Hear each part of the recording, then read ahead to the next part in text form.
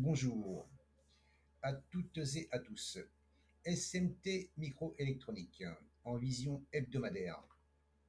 En vision hebdomadaire, on voit que le prix évolue dans un biseau descendant. Mais ce que je remarque, moi, c'est que là, il y a un plus haut, et là, il y a un plus haut, plus haut. Là, il y a un plus bas, et là, si c'est un plus bas ici, parce qu'il peut encore descendre, hein, mais pour l'instant, apparemment, c'est un plus bas. Donc là, le plus haut est plus haut, le plus bas est plus haut. Mais, parce qu'il y a toujours un mais, il faut péter ces deux derniers plus hauts là, ici et ici. On voit bien que là, il y a une résistance 28,10, 28,60.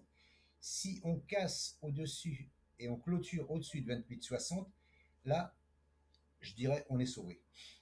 Il fera certainement un plus bas, il recassera, c'est pas grave. Voilà, là, il refera un plus haut, un plus bas.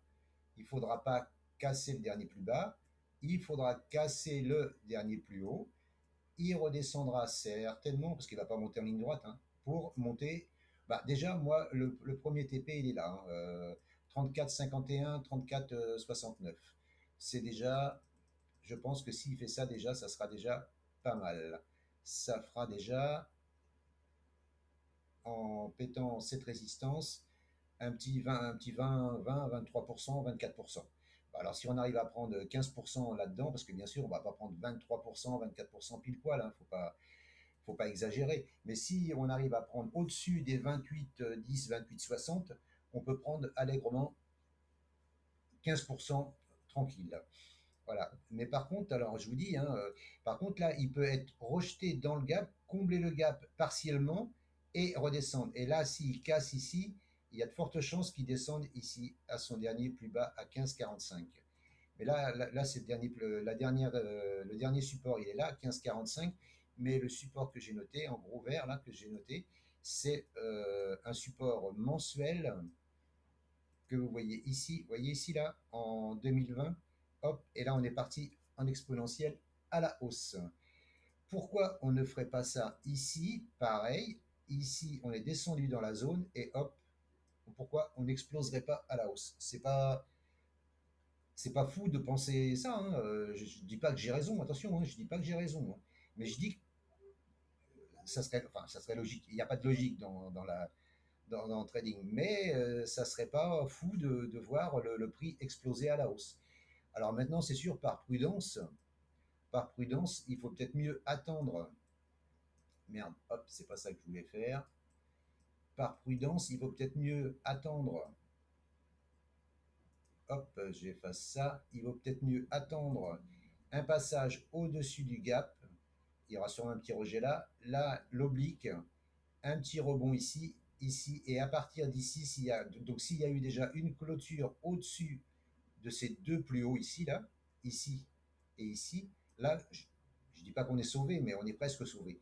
Là, il peut refaire un creux ici, mais il ne faudra pas qu'il casse ce dernier support.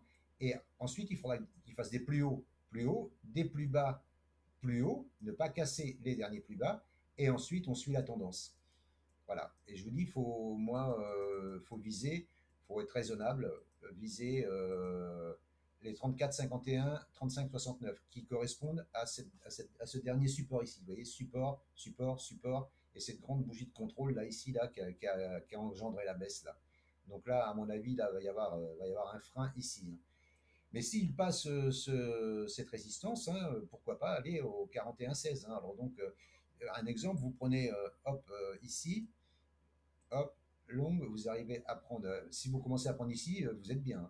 Mais si vous prenez par exemple ici, vous mettez un stop sous le gap, hop, vous visez donc là, ça vous fait un R de 1, vous prenez un TP partiel ici, et vous laissez l'autre partie monter jusque là-haut à 41,16, ça fait quand même du 40%, hein.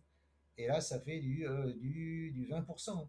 C'est pas dégueulasse, hein, c'est pas négligeable, hein. Donc, mais bon, rien n'est fait, rien n'est gagné, hein.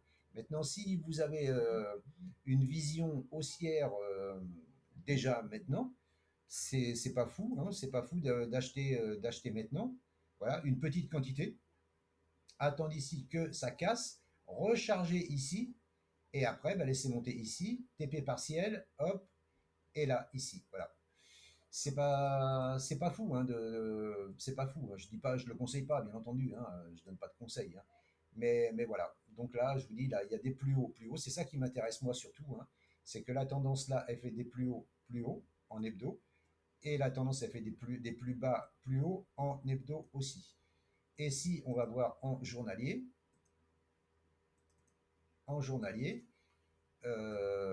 oui, ah, bon, putain, à chaque fois j'oublie d'arrêter ça.